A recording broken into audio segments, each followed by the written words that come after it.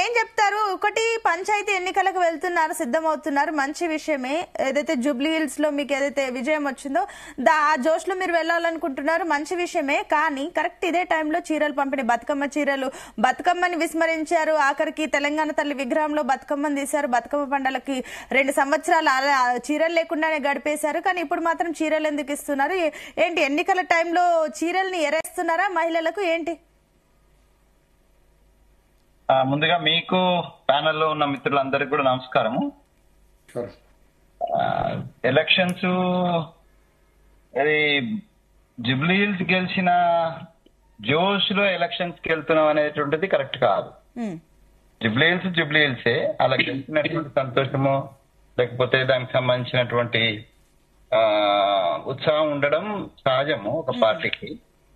But ఏంటంటే మనకున్నటువంటి situations, అంటే మనం 42% ఇవ్వడం కోసం చేసిన మీ ప్రయత్నం, ఆ ప్రయత్నంలో కోర్టులు అడ్డు రావడము, సో ఇవన్నిటిని తర్వాత కోర్టు నుంచి మనకు రిస్ట్రిక్షన్ ఉండడం, అది ఎలక్షన్స్ పూర్తి చేయాలనేటువంటి ఆదేశాలు ఉండడము, తర్వాత కేంద్రానికి సంబంధించిన నిధుల విషయంలో ఆ విధులు మనకు రాకుండా పోయే అవకాశాలు ఉండడం, ఇవన్నిటిని దృష్టిలో పెట్టుకొని ఇవాళ మేము ఈ ఎలక్షన్స్ పోవడం జరుగుతుంది. ఇంకొక పక్కన నిన్నటిదాకా అన్ని ప్రతిపక్షాలు, అటు బీఆర్ఎస్ కావచ్చు, బీజేపీ కావచ్చు, పదే పదే మీకు దమ్ముంటే ఎలక్షన్ పెట్టండి, దమ్ముంటే ఎలక్షన్ పెట్టండి, దమ్ముంటే ఎలక్షన్ పెట్టండి అని ఊరికే అంటూ వచ్చేస్తున్నారు. అది కిషన్ రెడ్డి గారి స్థాయి నుంచి కేటీఆర్ గారి స్థాయి వరకు అదే మాటలు మాట్లాడతారు. సో ఇవన్నీ ఇంటి దృష్ట్యా ఎలక్షన్స్ పోవడం అనివార్యమైంది. అయితే ఒక దురదృష్టకరమైందనంటే 42% తో పోవాలని అనుకున్న మా ఆకాంక్ష కావచ్చు, లేదా మా ప్రయత్నం కావచ్చు, అది విఫలం అవడం అనేటువంటిది కొద్దిగా బాధాకరంగా ఉన్నప్పటికీ మేము దాన్ని తాత్కాలికమైనటువంటి సొల్యూషన్ కింద, తాత్కాలిక సొల్యూషన్, లాంగ్ టర్మ్ సొల్యూషన్ అయితే కంపల్సరీగా రాజ్యాంగబద్ధంగా 42% లేకపోతే అంతకంటే ఎక్కువ పర్సెంటేజ్ అయినా అర్హత ఉన్నది కాబట్టి రావాలనేటువంటిది. సరే, అదంతా ఇంకా తర్వాత వస్తుంది. బట్ ఇప్పుడున్నటువంటి పరిస్థితులు అనేది ఎన్ని రకాలు చూసినా అనివార్యమే, కదా. సో ఏం చెప్తారు ఇప్పుడు చీరల విషయంలోకి వస్తే? ఏం చెప్తారు? కరెక్ట్ చీరలు ఇదే టైంలో ఇవ్వడాన్ని ఏమంటారు?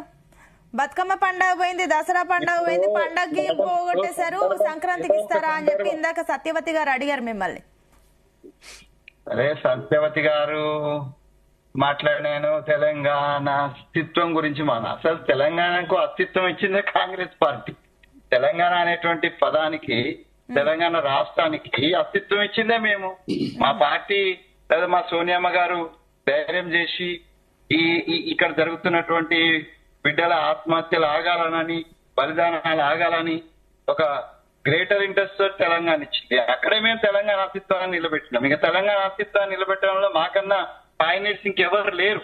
మేము we are the pioneers for the Telangana అస్తిత్వం అనే దానికి మేమే పయనీర్స్. సరే, మీరు అన్నట్లు సరే అస్తిత్వం మీదే కాంగ్రెస్, ఇప్పుడు తెలంగాణకి మెయిన్ అస్తిత్వం ఇచ్చిందే అస్తిత్వం కాంగ్రెస్ అని అంటున్నారు. సరే, ఈ మాటలన్నీ నేను వాటి గురించి మనం పార్టీల పరంగా మాట్లాడతారు వాళ్ళు, నేను మాట్లాడదలుచుకోలేదు. సరే, కానీ ఏదేమైనప్పటికీ ఎలక్షన్స్ టైంలో చీరలు ఇవ్వడం అండ్ ఇంకొకటి అసెంబ్లీ, ఇందాక మల్లేశ్వర్ గారు అన్నారు అసెంబ్లీ ఎన్నికల కంటే, రామరెడ్డి గారు అన్నారు అనుకుంటా, అసెంబ్లీ ఎన్నికల కంటే పెద్ద సవాల్ ఈ పంచాయతీ ఎలక్షన్, సర్పంచ్ ఎన్నికలు అండ్ ఇంకోటి స్థానిక సంస్థల ఎన్నికలు. ప్రతి ఇంటింటికి వెళ్లాల్సిందే, మీరు ఇచ్చిన హామీలన్నీ గురించి కూడా మాట్లాడాల్సిందే. చాలా విషయాల్లో అటు పెన్షన్ గానీ, కళ్యాణ లక్ష్మి, షాది ముబారక్, ఇందాక సత్యవతి గారు ఒక మాట అన్నారు. ఆ విషయం చాలా మంది కూడా చూస్తారు సోషల్ మీడియాలో. ఆ చెక్కులు ఎప్పుడు తీసుకుంటున్నారంటే కూడా పెళ్ళయి పిల్లలు పుట్టిన తర్వాత వాళ్ళు వెళ్ళి ఆ చెక్కులు తీసుకుంటున్నారంటే ఇంత డిలే మీరు ఎందుకు చేస్తున్నారు? అండ్ పండాల్ని కూడా పోగొడుతున్నారు, ఈ టైంలో ఇస్తున్నారు, ఎందుకు ఇదంతా, ఎందుకు ఈ స్టంట్లు అని చెప్పి అడుగుతున్నారు. ఇప్పుడు నేనేమంటున్నానంటే ఇన్ని మాటలు మాట్లాడుతున్నారు కదా, ఏది వాళ్ళకంటే చాలా కాన్ఫిడెంట్ కదా. మేము చాలా విషయాలు ఫెయిల్ అయినాము, చాలా విషయాలు లేవనెత్తడానికి అటు బీఆర్ఎస్ పార్టీ కానీ ఇటు బీజేపీ పార్టీ కానీ చాలా పెద్ద అవకాశాలు వచ్చినాయి కదా. మేము చాలా తప్పులు చేసినామని.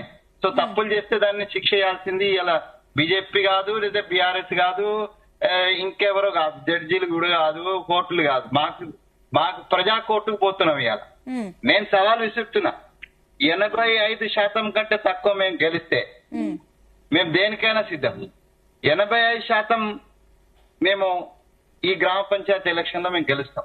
సార్, మేము బీఆర్ఎస్ తరఫున మిమ్మల్ని డిమాండ్ చేస్తున్నాము, ప్రజల తరఫున డిమాండ్ చేస్తున్నాము.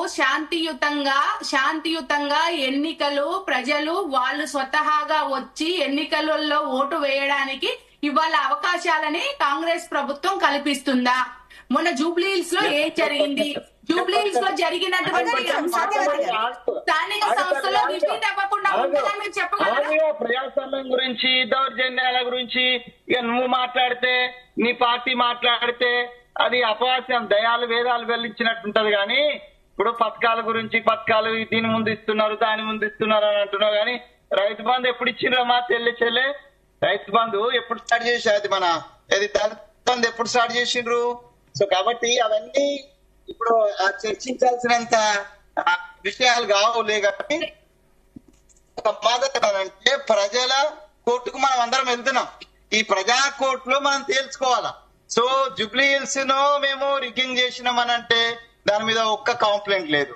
జూబ్లీహిల్స్ లో మేము దౌర్జన్యం చేసినామనంటే ఒక్క కంప్లైంట్ మీరు ఇయ్యలేకపోతుంది. మరి ఎలక్షన్ కమిషన్ ఏం చేస్తుంది? మీరేం చేస్తున్నారు? ఓటర్ కార్డులను తీసుకెళ్లి ఎలక్షన్ కమిషన్ ముందు పెట్టడం జరిగింది. ఎలక్షన్ కమిషన్ తీయండి. ఇప్పుడు ఓడిపోయినాం కాబట్టి మేము దౌర్జన్యం చేసినాం అని అంటే అది ఉట్టిదే. కానీ సో అక్కడ మీరు చేసే ప్రయత్నాలన్నీ మీరు చేసినారు. మీరు ఒక పార్టీగా మీరు ఏం చేయాలో గెలవడానికి మీరు చేసినారు, మేము పార్టీగా గెలవడానికి చేసినాం. దౌర్జన్యం గానీ లేకపోతే రీకింగ్ గానీ అవన్నీ కూడా ఉట్టి మాటలు మాట్లాడొద్దు. అదే ఊకదంపుడు మాటలు అవసరం. కానీ మీరు అడిగిన క్వశ్చన్ అంటే ఇలా చీరలు ఇస్తున్నారు అన్నారు. చీరలు సంక్రాంతికి ఇస్తారా, లేకపోతే దీపావళికి ఇస్తారా, లేకపోతే ఇప్పుడు ఇస్తారా అనేటువంటిది నేను మీకు వచ్చాను. తెలంగాణ సంస్కృతి గురించి మాట్లాడే నైతిక హక్కు మీకుందా? మీరు తెరాస నుంచి బారాస అయినప్పుడు లేనటువంటి తెలంగాణ సంస్కృతి ఇప్పుడేదో గుర్తొస్తుందమ్మా తల్లి నీకు. ఆంధ్ర వాళ్ళకు కాళ్ళకు ముళ్ళు రీతే తీస్తానన్నటువంటి పంటితోటి తీస్తానన్నప్పుడు ఏంది ఇప్పుడు వస్తుందమ్మా నీకు? కాబట్టి ఎప్పుడు ఇచ్చిన క్వాలిటీగానే ఇస్తాము. మీరు ఎగ్జాగరేషన్ అక్కర్లేదు. మీరు ముందు అట్లా మాట్లాడుకుంటే నేను ప్రశ్నించకపోయేదాన్ని సార్. మీరు దసరాకి ఇస్తామని చెప్పి వాళ్ళ సంక్రాంతికి తీసుకొచ్చారు కాబట్టి ప్రశ్నించిన.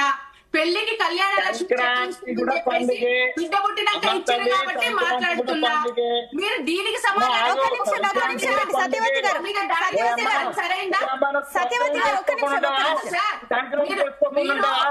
సంక్రాంతి పండుగ చేసుకోకుండా ఉంటావా? సంక్రాంతి పండుగ అనేటువంటిది ఆంధ్రోలో అంటే డిక్లేర్ చేస్తున్నారా? వెంకటస్వామి గారు డిక్లేర్ చేస్తున్నారా? సంక్రాంతికి చీరలు ఇస్తున్నట్టు. సంక్రాంతి అని లేదు, లేదా దీపావళి అని లేదు, లేకపోతే మేము ఏది బతుకమ్మ అనలేదు, ఏవి అనలేదు. మేము చీరలు ఈ సందర్భంగా ఇప్పటికి రెడీ అయినటువంటి చీరలు, దానికి కొంత సమయం పట్టింది. డెఫినెట్ గా కొంత మేము బతుకమ్మకే ఇవ్వాలనేటువంటి ఆలోచన మేము చేసినాం. కాబట్టి వాటి తయారీలో జరిగినటువంటి జాప్యం కారణంగా ఇప్పుడు ఇస్తున్నాం. మేము అవి బతుకమ్మ పేరు పెడదామా, లేదా సంక్రాంతి పేరు పెడదామా, లేకుంటే ఇంకొక పేరు పెడదామా? కదా ఏ పండగ కాదు, ఇందిరమ్మ జయంతి కిందనే ఇచ్చారు కదా. ఇందిరమ్మ ఇప్పుడు ఒకటమ్మా, ఇప్పుడు మేము మా పార్టీ ఉంది, మా పార్టీకి సంబంధించినటువంటి అంశాలను మేము డిసైడ్ చేసుకుంటాం. మేము ఈ పథకానికి ఏం పేరు పెట్టాలనేది మాకు స్వేచ్ఛ ఉంది ప్రజాస్వామ్యంలో. బీజేపీ వాళ్ళకి వస్తే వాళ్ళకు స్వేచ్ఛ ఉంటది, బీజేపీ వాళ్ళు వస్తే అటల్జీ పేరు పెట్టుకుంటారు, మేము వస్తే ఇందిరాగాంధీ పేరు పెట్టుకుంటాము, వస్తే కేసీఆర్ పేరు పెట్టుకుంటారు. కేసీఆర్ కిట్ అని ఇయ్యలేదా? సో అసలు ఇది చర్చనీయాంశం అమ్మా, అది చర్చించాల్సిన విషయం అది కాదు. మేమంటే ప్రజల దగ్గరికి మనం ఇవాళ వెళ్తున్నాము, ప్రజలు ఎట్లా రిసీవ్ చేసుకుంటారు? ఒకవేళ మేము పథకాలు ఇవ్వలే, లేకపోతే మేము చేసిన వాగ్దానాలన్నీ కూడా మేము చేయలేదు, మేము కట్టుబడి లేము, అట్లాంటప్పుడు డెఫినెట్ గా ప్రజలు మాకు వ్యతిరేకంగా తీర్పునిస్తారు.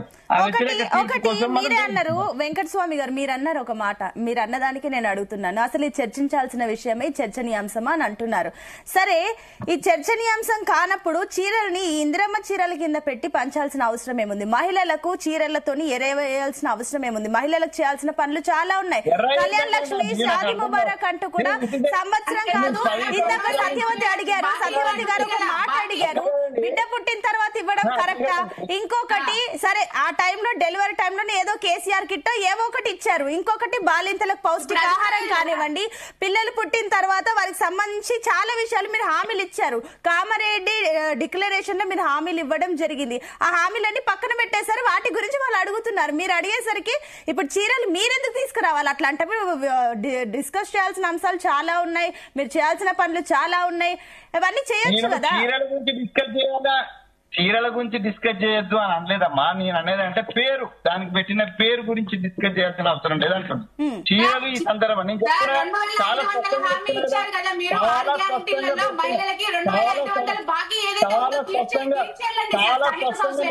వినండి. ఒక నిమిషం సత్యవతి గారు ఆయన క్లారిటీ ఇవ్వండి. వెంకటస్వామి గారు మీరు క్లారిటీ చాలా స్పష్టంగా చెప్తున్నంటే జనరల్ గా చీరల అనేటువంటి అంశం గత ప్రభుత్వం నుంచి వస్తుంది. దాన్ని కొనసాగించాలనే కొన్ని పథకాలను జనరల్ ఏ ప్రభుత్వం పెట్టినా ఇంకో ప్రభుత్వం కొనసాగిస్తుంటది. ఇప్పుడు అది మన ఆరోగ్యశ్రీ ఉందనుకోండి, మేము పెట్టినాం, తర్వాత ప్రభుత్వం కొనసాగించింది. సో అట్లా కొనసాగింది. ఇప్పుడు చీరలు కూడా మేము కొనసాగించాలనుకున్నాము. ఆ కొనసాగింపులో భాగంగా అదే సమయానికి రావాల్సి ఉండే, బట్ దాని తయారీలో జరిగిన జాప్యం కారణంగా మేము వెంటనే ఇవ్వలేకపోయినాం. ఇప్పుడు అవి తయారై ఉన్నాయి కాబట్టి ఇస్తున్నాం.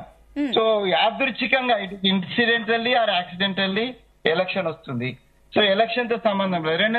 2 సంవత్సరాలు మేము పూర్తి చేసుకున్నటువంటి ఒక సందర్భము, ఆ సందర్భం కూడా మేము కొన్ని ప్రోగ్రామ్ చేయాలనుకుంటున్నాము.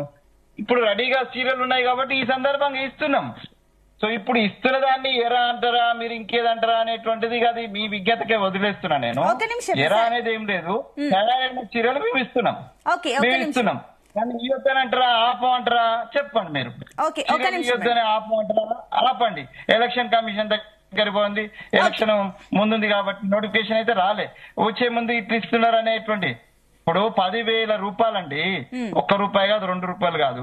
ఎలక్షన్ కు వారం రోజుల ముందు భారతీయ జనతా పార్టీ బీఆర్ లో 10,000 రూపాయలు ఒక్కొక్క అకౌంట్ లో వేసింది.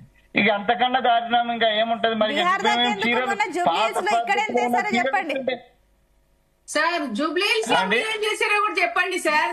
బీహార్ దాకా ఎందుకు, మన జూబ్లీహిల్స్ లో ఎంత చేస్తారో వాటి గురించి చెప్తే కూడా బాగుంటది. ఏం చేశారు ఇచ్చారు, ₹2,500 ఇచ్చారు, ₹6,000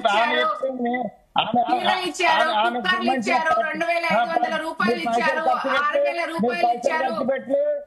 మీరు స్వచ్ఛందంగా పోయి పైసలు ఖర్చు పెట్టకుండా ఏం చేయకుండా చేశారు. స్వచ్ఛందంగా వెళ్ళి ఓట్లాడే పరిస్థితి ఎక్కడ సత్యవతి గారు ఒక్క నిమిషం, వెంకటస్వామి గారు ఒక్క నిమిషం అండి. రామరెడ్డి గారికి అప్పటి నుంచి సబ్మిషన్ ఉందంట. రామరెడ్డి గారు చెప్పండి. మల్లేశ్వర్ గారు నేను మీకు మళ్ళీ వస్తాను. ఎస్ రామరెడ్డి గారు. ఒక్క విషయం, ఇలా బీఆర్ఎస్ నేను చెప్తున్నా కదా, మేము వారు జూబ్లీస్ లో పనిచేసాం, మేము కూడా మునుగోడులో పనిచేసినాం, దుబ్బాకలో పనిచేసినాం. మీరు చేసినంత దౌర్జన్యం అయితే అది చేయలేదు. ఎందుకంటే మీరు అందరి ఫోన్లు, ప్రతి ఒక్కరి ఫోన్ ట్యాపింగ్ చేశారు. ఎలక్షన్లల్లో ప్రజాస్వామ్యం గురించి ఇవాళ మీరు మాట్లాడితే ప్రజలు అసహించుకుంటారు.